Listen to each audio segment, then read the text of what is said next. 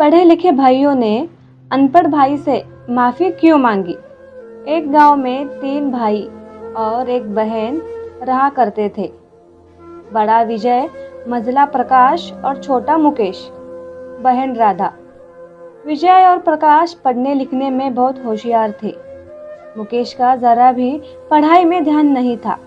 वो सिर्फ आवारागर्दी करने में और लोगों को परेशान करता रहता। इस वजह से माँ बाप मुकेश पर बहुत ध्यान देते थे।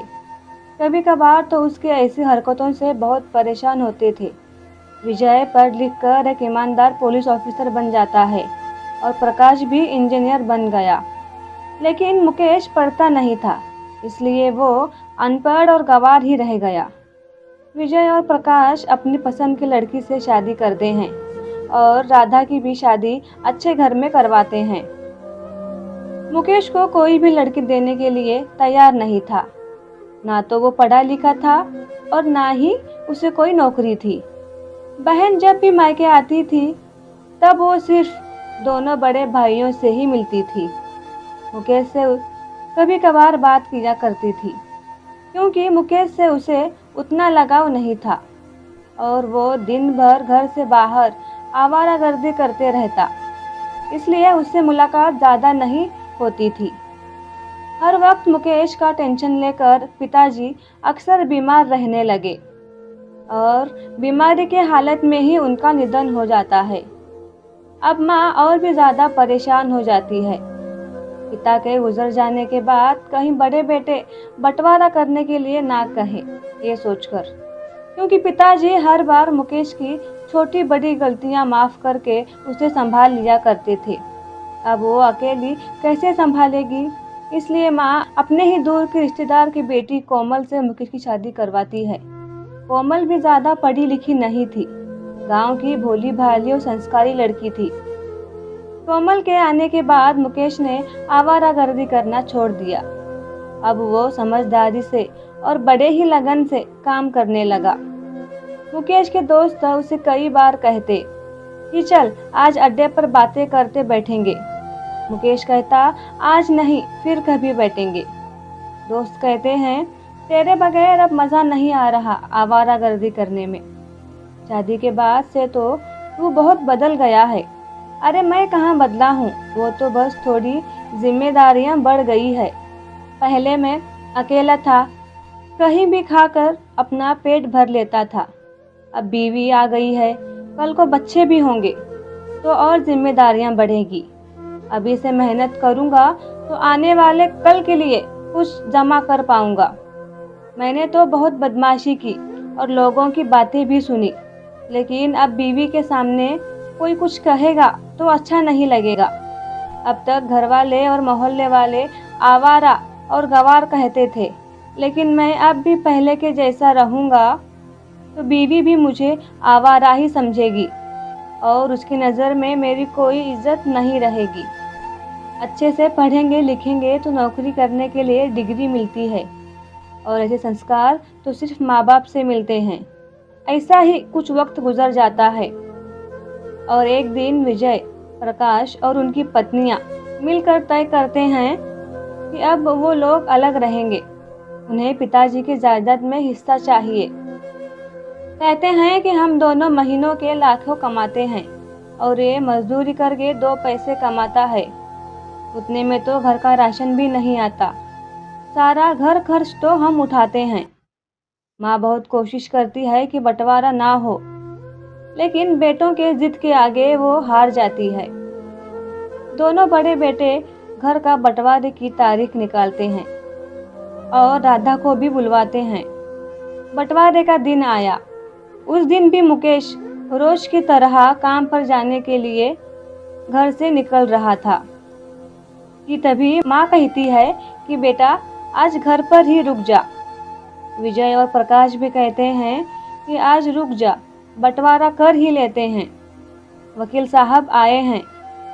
इतने में वकील साहब कहते हैं साइन लगेगी आपकी, आपके साइन के बगैर बंटवारे का काम आगे नहीं बढ़ सकता। मुकेश कहता है मुझे तो इसके बारे में कुछ पता नहीं है। वकील साहब जो भी काम है बड़े भैया करेंगे और वैसे भी आप लोगों को जो ठीक लगता है वो हिस्सा दे देना मुझे। आप लोग जो भी देंगे मैं उसमें खुश हूँ। रही बात साइन की, वो तो मुझे नहीं आती। शाम को आकर मैं अंगूठा लगा दूंगा। राधा कहती है, अरे मुकेश भैया, हमें पता है कि आपको कुछ नहीं आता। आज घर पर ही रुक जाओ ना। और वैसे भी कौन सी आपकी करोड़ों रुपयों का नुकसान हो रहा है। जो भी करना है वो दोनों बड़े भैया करेंगे। बस आपका यहाँ पर मौजूद होना ज़रूरी है।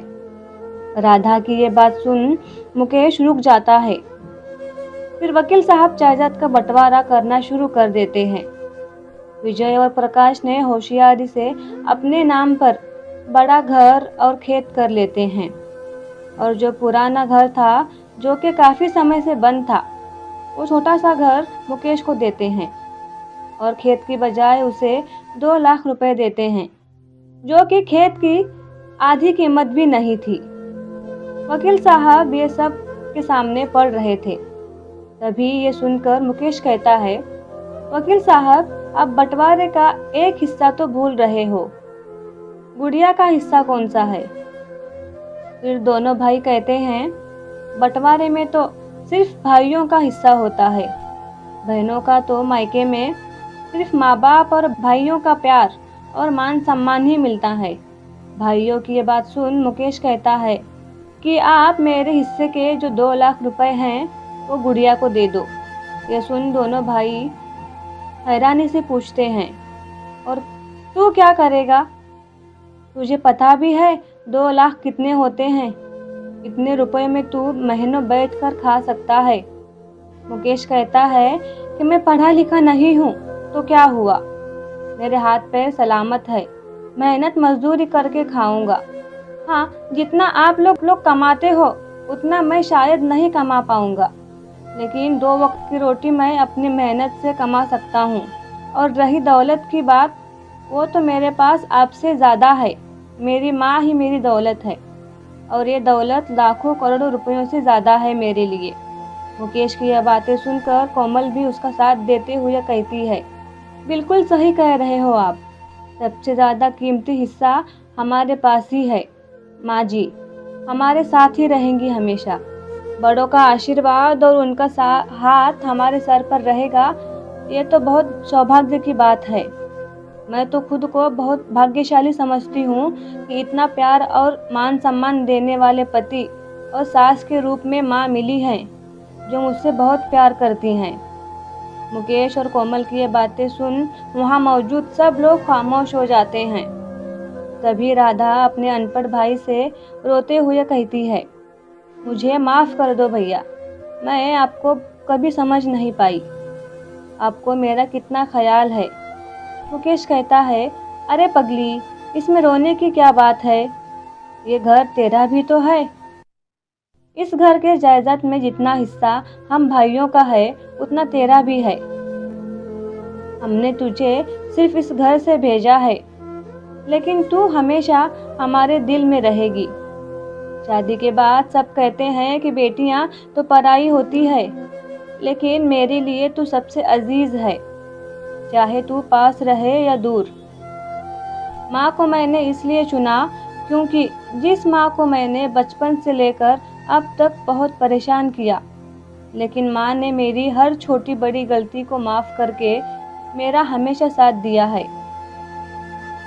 अब मैं उन्हें अकेला आपके भरोसे कैसे छोड़ दूँ? मेरा भी तो फर्ज बनता है ना माँ का ख्याल रखने का। मुकेश की ये बातें सुन दोनों भाई उसे गले लगाकर कहते हैं, आज तू तो हमसे भी ज्यादा समझदार निकला। हम तो तुझे आवारा और बदमाश ही समझते रहे, तुमने तो हमारी आंखें खोल दी। हम दोनों को माफ कर दो मुकेश। सिर्फ पढ़ लिख कर अच्छी नौकरी करने से कोई बड़ा और समझदार नहीं बनता, वो तो अच्छे संस्कार और अच्छी विचारों से बनते हैं। आज से हम मिलकर रहेंगे, हम सब मिलकर अपनी माँ का ख्याल रखेंगे। फिर सब मिलकर एक साथ हंसी खुशी रहते हैं। अपने बेटों को एकजुट होता हुआ देख माँ बहुत खुश हो जाती है और बेटों को दुआएं देती है। उम्मीद करती हूँ दोस्तों कहानी आपको पसंद आई होगी। कहानी पसंद आई होगी तो लाइक करें, कहानी के बारे में सुझाव देने के लिए कमेंट करें और मुझे सपोर्ट करने के लिए चैनल को सब्सक्राइब करें।